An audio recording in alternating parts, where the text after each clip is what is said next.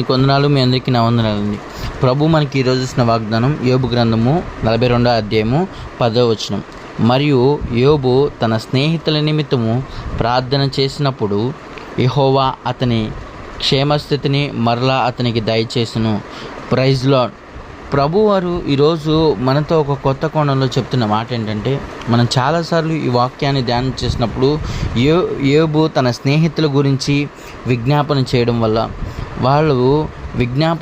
వల్ల దేవుడు క్షేమస్థితిని వాళ్ళకి దేవుడు దయచేశారు. ఎందుకు దేవుడు క్షేమస్థితిని వాళ్ళకి దయచేయాలి, ఎందుకు యోబు విజ్ఞాపన చేయాలి అని అంటే, దేవాతి దేవుడు అంటే వాళ్ళ స్నేహితులు చేసిన విజ్ఞాపాన్ని ఆలకించలేదంటే నిజంగానే ఆలకించలేకపోవచ్చు. ఎందుకంటే ఇక్కడ యోబు గ్రంథం 42వ అధ్యాయము 8వ వచనంలో మిడిల్లో ఒక మాట ఉంటుంది. ఏమంటే, అప్పుడు నా సేవకుడైన యోబు మీ నిమిత్తము ప్రార్థన చేయను, మీరు అవివేకులను బట్టి మిమ్మును శిక్షింపక ఉండినట్లు నేను అతన్ని మాత్రము అంగీకరించదును. వాళ్ళు అవివేక స్థితిలో మాట్లాడారు. అప్పుడు వరకు జ్ఞానం కలిగిన వారుగా వాళ్ళు మాట్లాడాల. వాళ్ళ ఆలోచన అవివేక స్థితిలో ఉంది.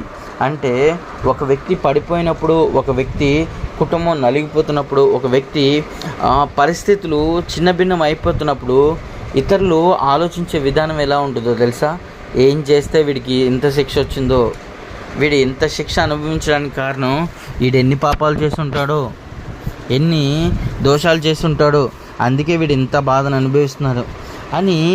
యోబు కష్టస్థితిలో ఉన్నప్పుడు స్నేహితులు ఆదరించాల్సిన వాళ్ళు, స్నేహితులు అండగా నిలవాల్సిన వాళ్ళు అండగా నిలవకుండా యోబుని ఏదో ఒక మాటతో, చిన్న మాటలతో వాళ్ళు ఎంతగానో గాయపరిచారు. అసలు యోబు యొక్క పరిస్థితిని వాళ్ళు అర్థం చేసుకోలేదు.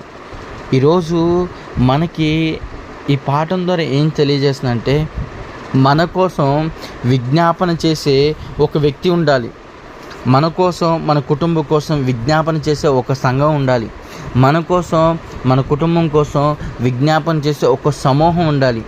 దేవాతి దేవుడు విజ్ఞాపన చేసే కృపని మనకే దయచేయాలి.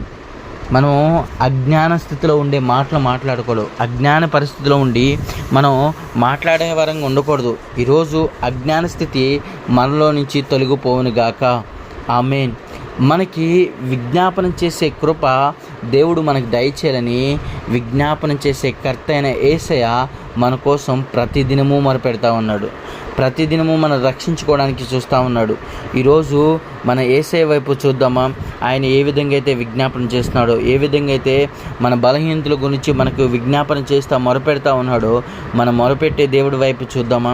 యేసుక్రీస్తు ప్రభువారు మన గురించి నిరంతరం మొరపెడతానే ఉన్నాడు. అందుకని మన రక్షణ బాటల నుంచి తప్పిపోకుండా, దేవుడి శిక్షా విధిలోకి వెళ్లకుండా మనం క్షేమంగా ఉంటున్నాం. మన కుటుంబాల క్షేమంగా ఉంటున్నాయి, మన సంఘాలు క్షేమంగా ఉంటున్నాయి. ఎంతోమంది మతోన్మాదులు, ఎంతోమంది లోకాన్ని ఎక్కువగా స్నేహించేవాళ్ళు దేవుని బిడ్డల్ని హింసించాలని, దేవుడి బిడ్డల్ని అవమానపరచాలని ఎంతగానో ఎదురు చూస్తున్న వారిని దేవుడు ఆయన హస్తాలు, కృపగలిగిన హస్తాలతో, దయగలిగిన హస్తాలతో మనందరినీ కాపాడుకుంటూ వస్తున్నాడు. ఈరోజు యోబు ఏ విధంగా అయితే స్నేహితుల కోసం విజ్ఞాపన చేస్తున్నారో, ఈరోజు మనం విజ్ఞాపన చేయాల్సింది ఏంటంటే, నశించిపోతున్న ఆత్మల కోసం మనం విజ్ఞాపన చేయాలి. మనం ఒక టార్గెట్గా పెట్టుకోవాలి. ఎవరైతే నశించిపోతున్నారో, ఏ దేశం అయితే నశించిపోతున్నారో, ఏ ప్రాంతం అయితే నశించిపోతున్నారో, ఏ పల్లె అయితే నశించిపోతున్నారో, ఆ ప్రతి పరిస్థితి నుంచి దేవుడు లేవనెత్తే కృపని ఆ బిడ్డలకి దేవుడు దయచేయాలని మనము బలంగా ప్రార్థన చేయాలి.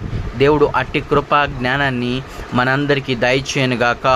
ఆమేన్. పరిశుద్ధుడైన దేవ, ప్రేమ నమ్మకం గల దేవ, కృపామయ, దయగలిగిన రాజా, రక్షక, నీకు వందనాలు స్తోత్రాలయ్య.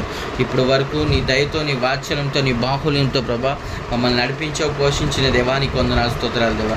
నీ చిత్తం ప్రకారంగా మేము కనుగొనే వారంగా, నీ చిత్త ప్రకారంగా జీవించే వారంగా ప్రభా మమ్మల్ని చేస్తున్నందుకు దేవా, నీకు వందనాలు స్తోత్రాలయ్య. ఈరోజు ప్రభా యోబు ఏ విధంగా ప్రభా విజ్ఞాపన చేస్తాడో ప్రభా, ఆ విధంగా విజ్ఞాపన చేసే ధన్యతను, కృపను, వాత్సల్యాన్ని మాకు దయచేసినందుకు రాజా, నీకు వందనాలు స్తోత్రాలయ్య.